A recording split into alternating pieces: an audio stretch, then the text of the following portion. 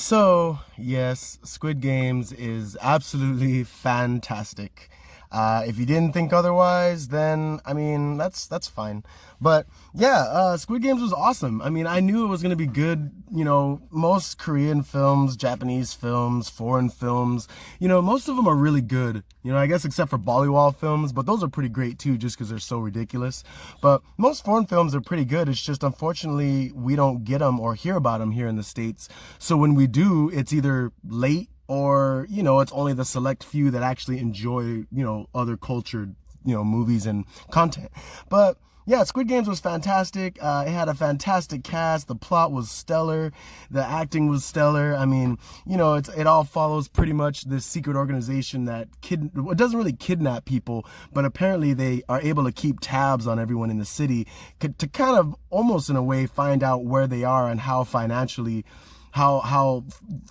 destitute they are, or if they're suffering from any financial hardships, and if they owe like a lot of money or in like crazy debt. They somehow are able to keep tabs on all this, and they kidnap them willingly. Well, they're okay. I keep saying kidnap, but they do not kidnap them. The contestants willingly join this game where it's like children's games, but if you lose, you die. So it's like Saw, but instead of one sadistic dude who just is able to create all these games and somehow never get caught, it's actually like an organization. So there's multiple people and like, higher ups and billionaires that like fund this organization. So it's pretty freaky. It's very terrifying, but it's awesome when you think about it, because it's just like these people do not care about human life really, but they do. It's awkward, but the plot twist was great. It's a fantastic show. So if you haven't watched it, I really suggest you do, because everyone's talking about it. Everyone's breaking down episode by episode. It's just totally worth your time to watch this show.